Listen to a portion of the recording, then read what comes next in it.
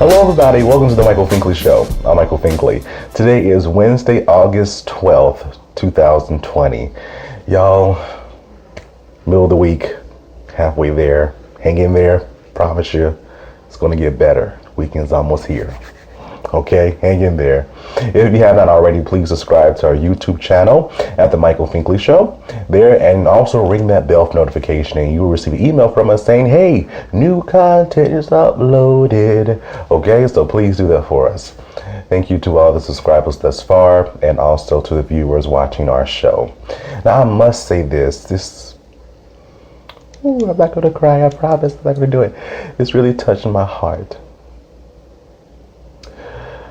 Okay, so one of my former guests, I keep in contact with my guests that I interview when we still chat, and some more so even collaborating in various areas.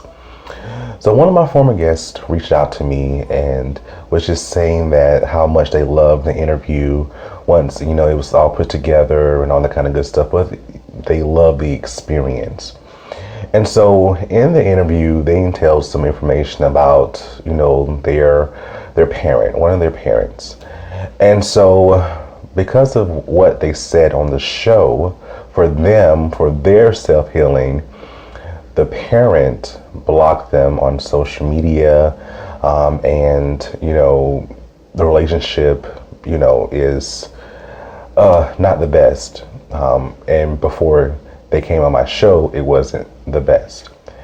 But they revealed to me that it was healing. And in the process of them talking during the interview, I could see the healing. In one statement, they said, I can just see, once they truly let go of themselves, the healing began. And I saw that via just interviewing them. Very sad to say, hear the part about, their parent, blocking them and what have you. But for self-healing, there's some things you have to do for yourself. Even the Bible states, save yourself from this untoward generation. You're upset, you're mad, but the other person is sleeping at night. What kind of sense does that make? So I'm so glad that they were able to express themselves fully, and get that healing and peace that they needed for themselves. Like again, I could just tell the healing process, the peace when I was interviewing them. And then on the other side, another story, a future guest that would be on, and this individual was just dealing with some things and pondering the questions that I sent them. And I was asking them, were they comfortable enough in doing the interview? And they were like, yeah, sure, I'm ready. I'm ready to get this stuff off my chest. Some of the things that I want to say that people in my life are not ready for, but it needs to be said for them. And this is what the show is all about. This is what this show is all about. We want to encourage, inform, and inspire not just the viewers that are watching, but for self. And that is what it's all about. As long as I have breath in my body, I'm going to continue to do stories and continue to allow people to share whatever they need to for them. Thank you. Thank you for allowing me to come into your life. Thank you for agreeing to be on the show. Thank you. Thank you. Thank you. You live another day, y'all. Thank you. I pray healing for all that are just going through something. And this is like my therapy. I don't get paid for this yet, but this is my therapy. This is my relaxed state, my relaxed mode. I'm excited to come and talk with y'all 3, 2, 4 times a week, whatever. All right. This is my piece. So thank you for watching this little black dude relieve some things that he's been going through, because I have a story and I'll share that eventually fully with you. So on today's show, we have truly a man of valor, a great strong leader, a mentor, an educator. I'm telling you, I am talking about Dr. John Lesaine. He has done so much in his life, and I'm telling you, he is not letting up yet. Dr. John Lesaine was born April 10th, 1986 in Manning, South Carolina to Cynthia and the late John Lesaine Sr. He graduated from Manning High School in Manning, South Carolina and continued his education at Newberry College in Newberry, South Carolina. Since then, he has earned 2 master's degrees and a doctorate of education as well. Currently, he is a professor within the Department of Sport Professions and also Assistant Dean for Student Success and Persistence. He has touched many of his students' lives and accomplished so much in a short time. But, according to him, he is just getting started.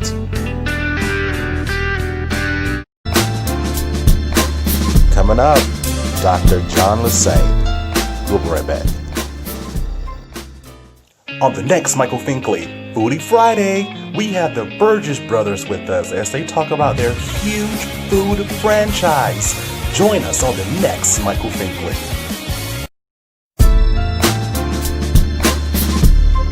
Welcome back to the Michael Finkley Show.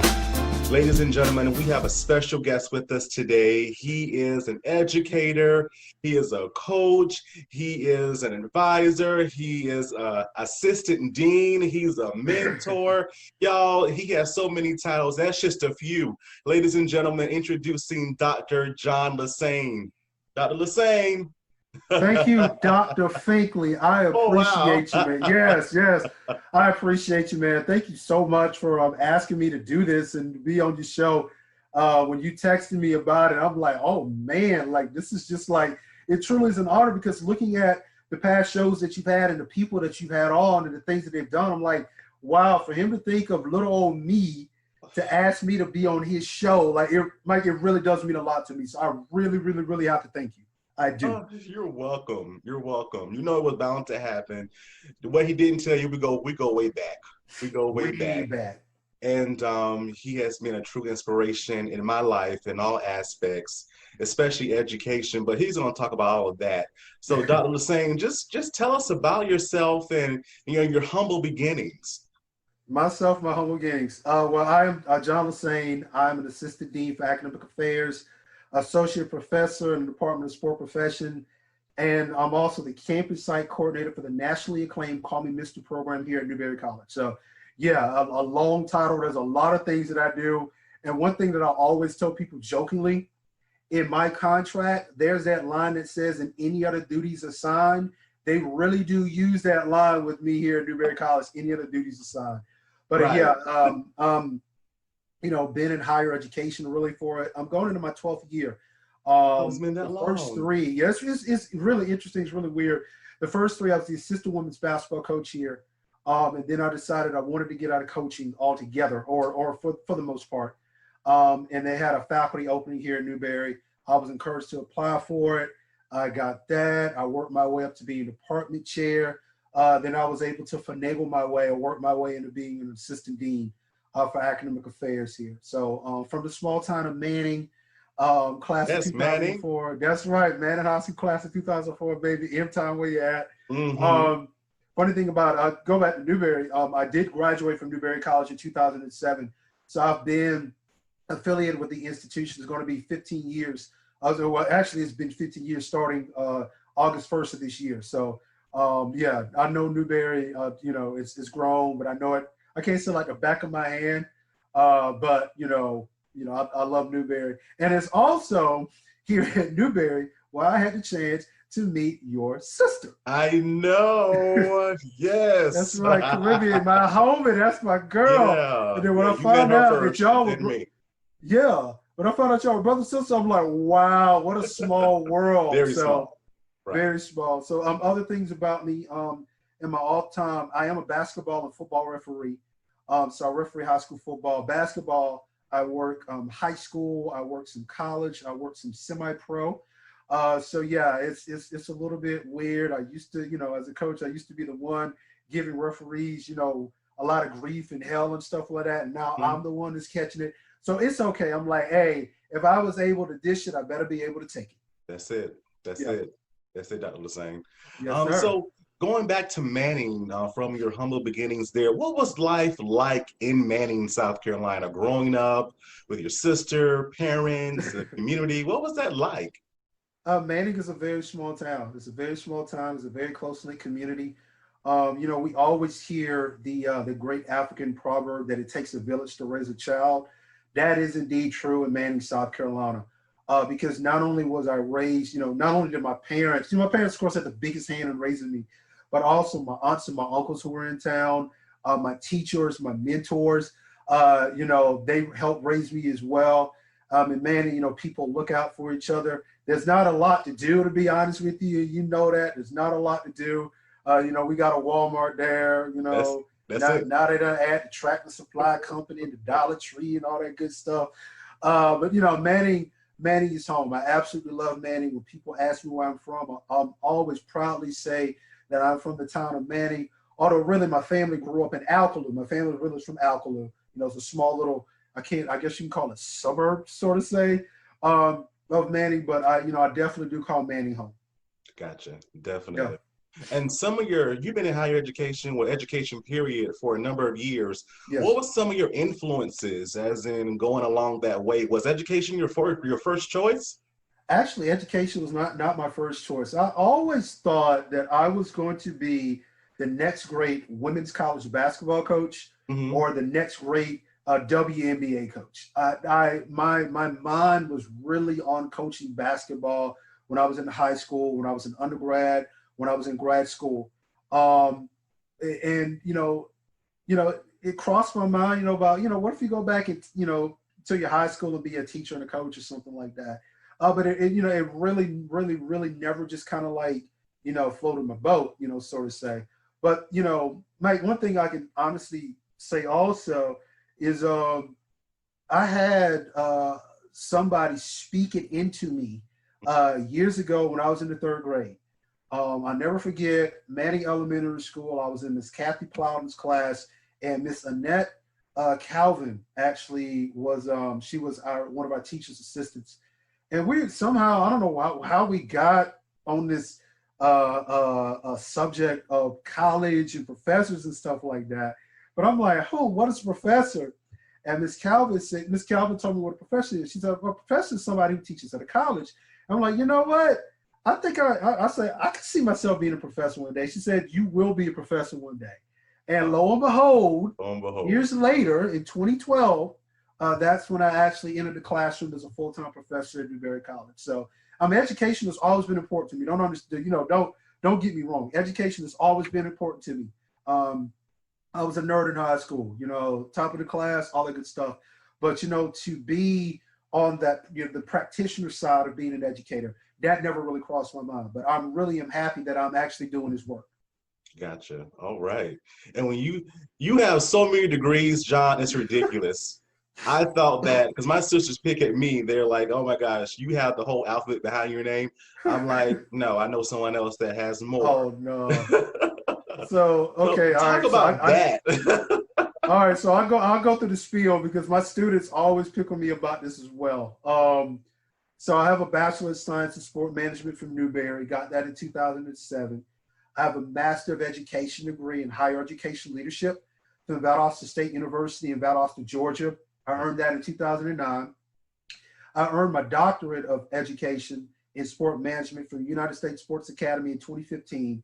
And then it just hit me when I was working on my doctorate, mainly because of my dissertation work. I'm like, I think I might want to go get another degree. And so lo and behold, I went back to school, and I also have a Master of Science in Sports Psychology from Capella University, and I got that in 2017.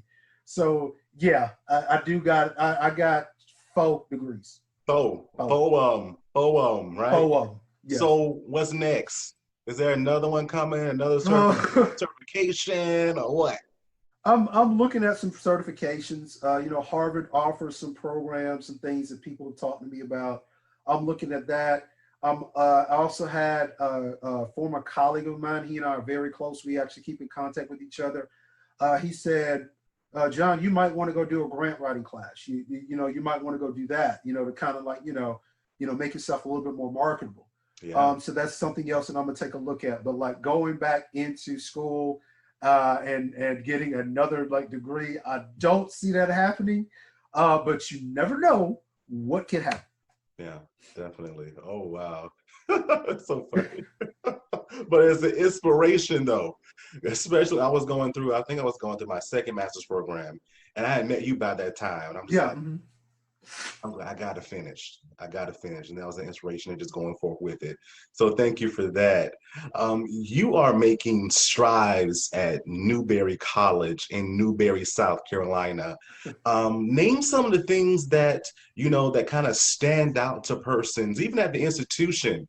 You're becoming first African American male to do this, that, and the other. So talk about those different achievements. One achievement, um, I was I think I have to say I think I am the first African American male tenured professor here at Newberry. I believe I am. I definitely am was the first African American male department chair in the history of the college. I've won a couple of awards as well. I was voted as Professor of the Year by the SGA in back-to-back years, the 2014, 2015, and the 2015, 2016 school year. And there's no other professor, black or white, in the history of the institution that actually have been voted Professor of the Year in back-to-back years. That was kind of like unheard of. It's unheard of, to be honest with you. There have been plenty of people who have won it multiple times, but nobody's won it back-to-back. So all glory to God for that. You. It's thanks to the students. I didn't do anything. They're the ones who did the vote. So I was selected as to receive the Excellence in Teaching Award from Newberry College from the South Carolina Independent Schools or Independent Colleges and Universities. I got to look at it. It was in 2017. I had to look at the plaque on the wall. So just a few things, that I've done. But how I am. For me, it's not about the awards. It's all about my students. I just want my students to be the best that they can possibly be. And I can't ask them to be the best that they can possibly be if I'm not the best that I can possibly be. That's one of my mottos. That's one of my philosophies. That's why I go so hard. And people wonder, like, John, you're so caught up in this, that, the third, and why do you do this? I'm like, because you don't know who's watching. Exactly. You honestly don't know who's watching. And so, I just go hard, just because, hey, hey. Yeah, yeah. And especially in that time too, John, that you've contacted and been in contact with a lot of students. They're watching you, and your niece is watching you as well. So what type of legacy do you want to leave behind? As in when people think of the name Dr. John Lesaine, what do you want them to think of? I want them to think of the man who pulled out of me what I didn't even know was inside of me. That's the legacy that I want to leave. I want people to be like, that was the man who pulled out of me what was inside of me and I didn't even know it. That's good. That's good. Wow. Yeah. Oh, because someone did it for us, right? Someone did it for you, and we have to pay that forward continuously. Absolutely. Definitely. Absolutely. Yes, sir. Yeah. So, Donna, you listed the education aspect. You list all the different things that you do there. Before we started the show, you talked about the state of where Newberry is now and all the things that you still need to do before next week. Yes. How does John relax? What does he do for fun? What does John do for fun? I am a fitness junkie. I am a fitness buff. I love to get to the gym. Anytime fitness is my best friend. I normally work out like 5 or 6 times a week. I do it first thing in the morning, but it gets me ready. It helps me kind of like get my mind off things. But I love to work out. I love to hit the gym. Other than that, I'll sit at home. I'll watch TV. I'll listen to some music. Another thing that helps me really relax is spending time with my family. Yeah. During the downtime, with COVID, and being able to work from home. And, not having to, referee basketball as much and things of that nature. I really had a chance to go home to Manning and spend time with my mom, sit with her, spend time with my beautiful little niece, who I absolutely love. I love my Maddie. Her mom and her daddy, they are, Troy and Jessica. I love Troy and Jessica. They're going to get you when they see this. They'll be all right. They'll be all right. No, I love Troy and Jessica. But Maddie, that's my heart. And I also get a chance to see, I have an older sister, and she has a son also. So my nephew, he's 5 years old. and I absolutely love him. He's got a beyond brilliant personality. He's very smart. He's very outgoing. So spending time with my family is also important to me, but it's also very relaxing to me. Except for when Maddie's trying to boss me around and pull me here and Already? there and pick me up and all kinds of stuff. But no, it really is relaxing. It honestly is. Yeah, I love it. And you mentioned the whole fitness aspect, but when Yeah. we come back, we want to talk more about that weight loss journey that you've been on for these many years. We want to talk about that, how that process is going for you. So we'll be right back. Next, how has he kept the weight off? Well, he tells us how. Don't you go away. We'll be right back. The Finkley Experience is an education and consulting firm that specializes in first-generation education. We assist parents and their students with the college process. We train school administrators, and we also partner with colleges and universities to assist with their first-generation population. To learn more about our consulting firm and to purchase our book and workbook, please visit our website at thefinkleyexperience.com.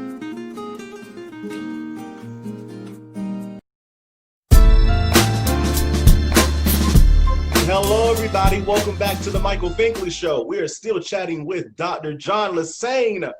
I tell you, he is one heck of a guy, I tell you. And we left off with his journey when it came down to weight loss. John, can you I know that we talked during the commercial break, and you said you had a picture of yourself Yeah. before, you lost all the weight. Can you just show that to the viewers right now for us? Absolutely. Absolutely. Can you allow me to share? Yes, I sure can. Here.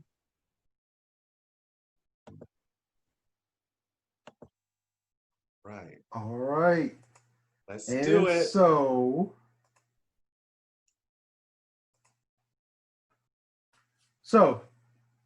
can you see it? Yes. All right. So there we go. So I can honestly laugh about this now. I honestly can't laugh about this now. This picture was taken in 2005. This is when this picture was taken. It was taken in 2005.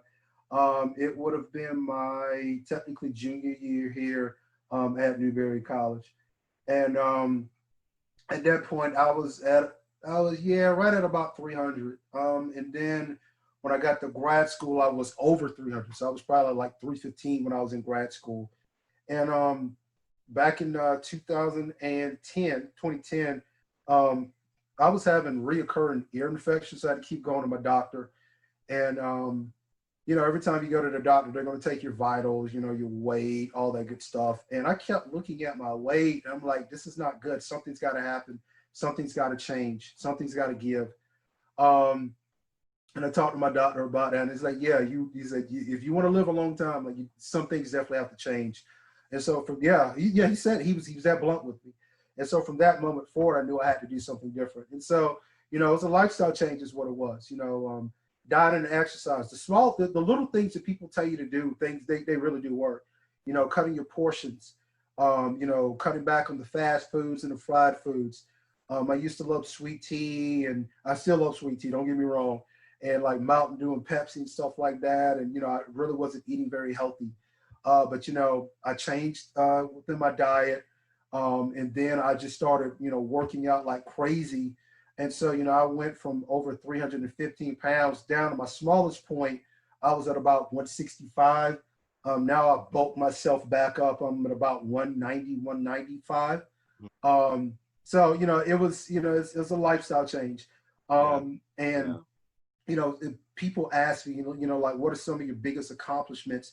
That right there, this picture right here, and going from that to where I am right now today, it really is indeed one of my biggest accomplishments. I honestly can't lie.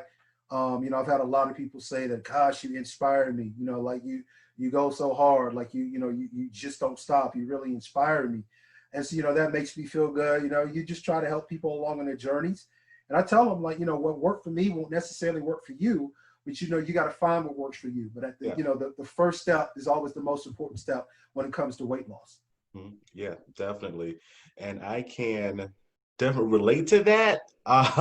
It's been a love and hate relationship with my weight all of my life. And so, what were some of those different challenges that you faced as you went through this process? There were days when I just didn't want to get out of bed and actually work out. There were days when I didn't want to eat right. Mhm. There were, days when I really wanted to cheat.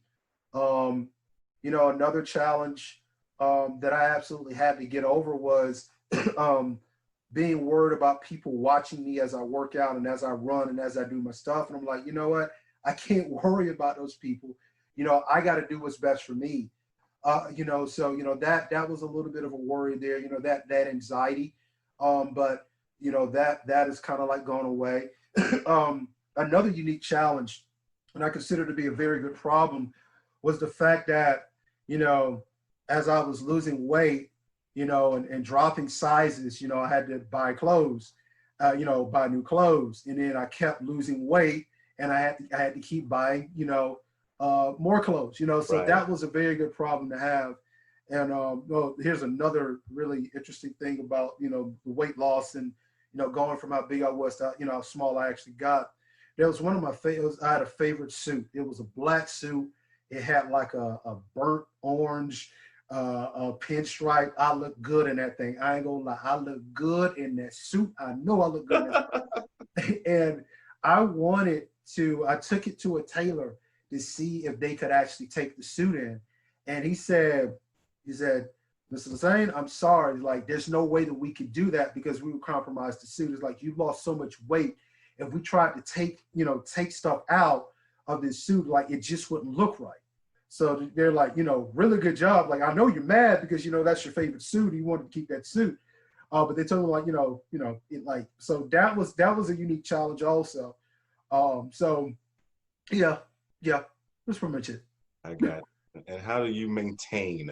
That's the problem that I think a lot of people have troubles with, including myself. So how do you just maintain that unction to keep going? Well, the way that you maintain it is your mindset. It's all about the mindset, and the mindset is it's a lifestyle change. You know, you can't do all the work that you did to get to a certain point and then undo all that work because you just wasted all your energy, all your effort, and all your time. Why work so hard and undo your work? Yeah. There's nothing wrong with taking a day off. There's nothing wrong with doing a cheat meal, every now and then. But it's just for me, like I don't want to be where I was before. I've come this far, and it is, I owe it to myself, to continue this good work, because that's the only way that I'm going to keep it off. And this is the truth. I've heard this before. I heard this when I first started losing weight, and it is the truth. Losing the weight, getting the weight off is easy. Mhm. Keeping it off is the hard part. Gotcha. Gotcha. Yeah. Yeah. You got that right. But you have done such an awesome job. And you talked about change. This is one of your changes in your life. And also now everyone has experienced this change now due to COVID-19. Mhm. And so how is that affecting the way you work at Newberry College and the way that you assist students now? Well, COVID, it threw a wrench into everybody's plan. Like it really just, it slapped us all in the face. It punched us in the face. That's the best way to put it. And one of the hardest things for me in March was the fact that our students had to vacate campus very quickly. Yeah. At first it was, you can stick around if you want, but then it was like, nah, everybody's got to leave. And so, you really didn't get a chance to, to have a proper goodbye with people. Don't get me wrong, I keep up with a lot of my students, text, FaceTime, all that good stuff. But, I haven't seen some of my students face to face in 5 months, been in their presence for 5 months. So, that was just crazy all in itself. You just weren't prepared to say goodbye that way. It's just the way it honestly works. And then it forced us to go online. We had to go all virtual. I had to work from home, telecommute from home. If I had to meet with students, I did it via Zoom. We had staff meetings. We did it via Zoom. We did a lot of stuff, virtually. Now, coming into this semester, some of the safety precautions, that we have in Newberry, everybody has to wear a mask.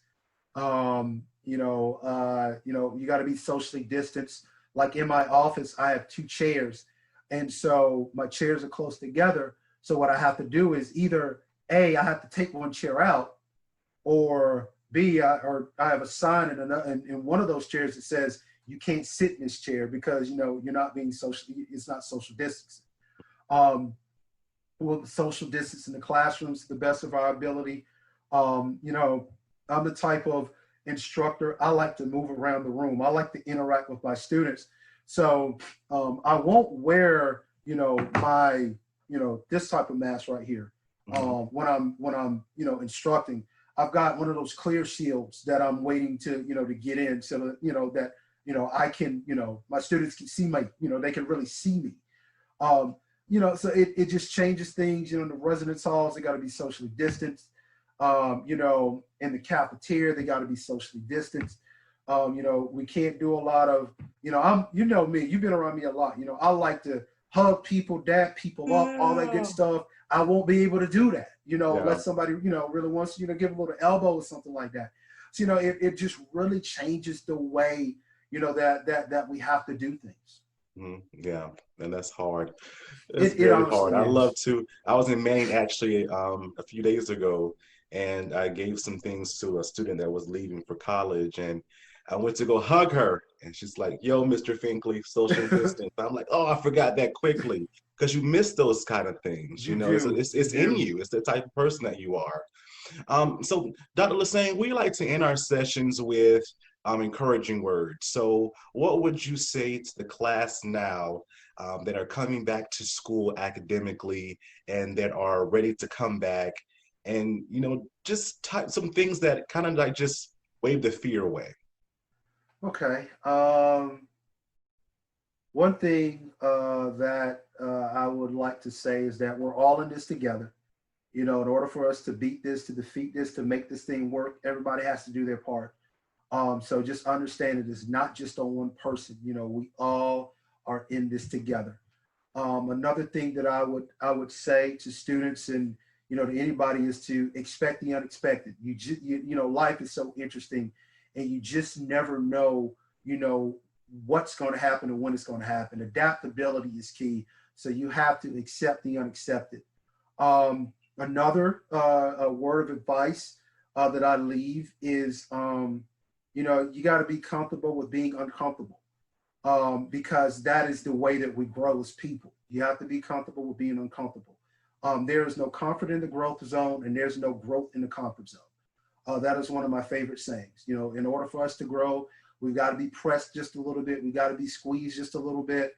When I meet my freshmen for the first time, virtually next week, and then for the first time face to face in September, I'm going to tell them, you got to be prepared to do some things you've never done before, because you're in a place that you've never been at before.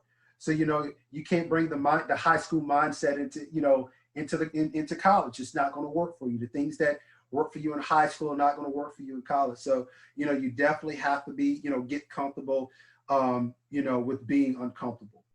Let me see here. Oh man. Who. Boy, you put me on the spot with this one. Lord, you really did. A lot of stuff though. A lot of stuff that you can tell them. Yeah. Yeah. Another thing that I could tell them is to know your worth. Everybody has value, and just because other people fail to see your value, shouldn't make you, fail to see your own value. People might ask you to do stuff that is beneath you. You don't have to do that stuff that is actually beneath you. Absolutely not. Yeah. Goodness gracious, what? Oh man, Mike, you really put me on the spot with this. You really. Well, you're answering the question very well. well, I'm just thinking of some other things, that have worked for me. Oh man. Give me one more point. One more point.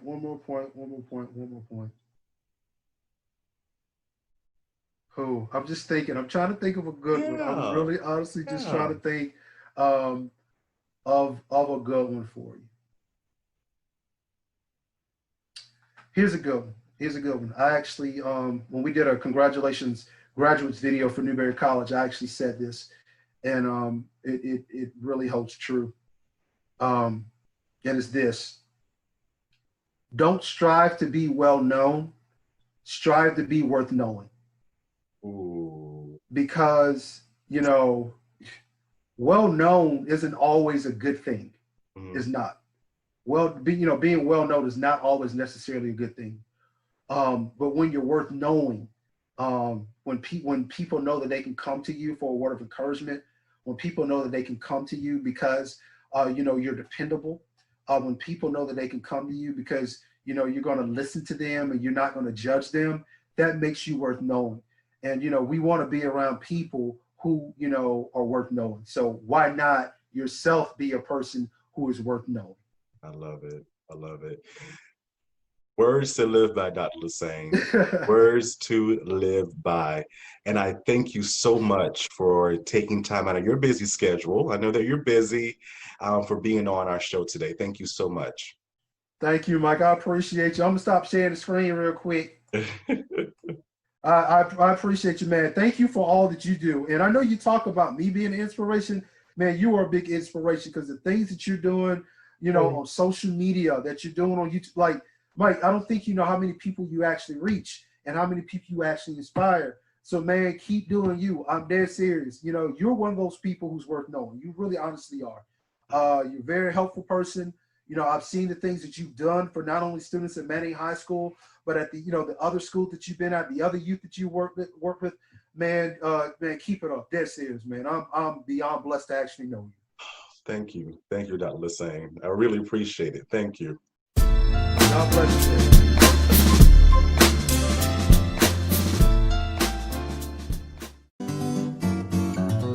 Looking for a mentoring program for your young male between the age of 6 and 18 in Columbia, South Carolina? Well, look no further. Big Homie, Little Homie Mentoring Program is the program for you. Under the leadership of Mr. Jamal Stroud, Big Homie, Little Homie is a 501c3 nonprofit organization that caters and mentors at-risk youth that come from single-parent homes. The organization caters to young males between the ages of 6 and 18 within the greater Columbia area. The organization is devoted to shaping and molding their life into great men of society. Big Homie, Little Homie organizes male gatherings, discussions, and even educational assistance devoted to guiding and leading them into a positive light. Making a positive attitude will help in transforming their life regardless of what is experienced in life. For more information on Big Homie, Little Homie Mentoring Program, visit our social media outlets, Facebook, Instagram, and Twitter.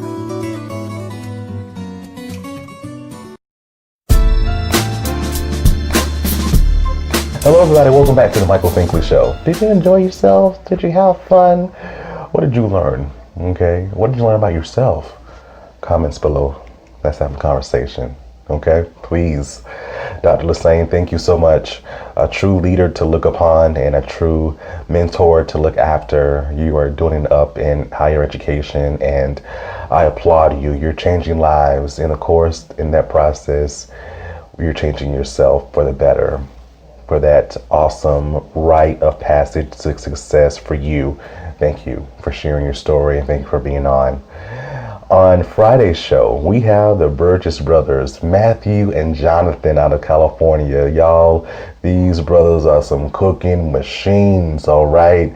I'm telling you, they have some awesome products that are just doing very well. And I just want to share with you what they are doing. And I'm telling you, they have a story, again, to back it up. So you don't want to miss Friday's show. If you'd like to be a guest on the Michael Finkley Show, please email us at michael@thefinkleyexperience.com. Again, if you have not subscribed to our page yet, please do so and ring that bell for notification, and we'll send you an email saying, hey, we have new content uploaded. All right. Thank you so much for watching, and we'll see you Friday. Okay? Have a good one.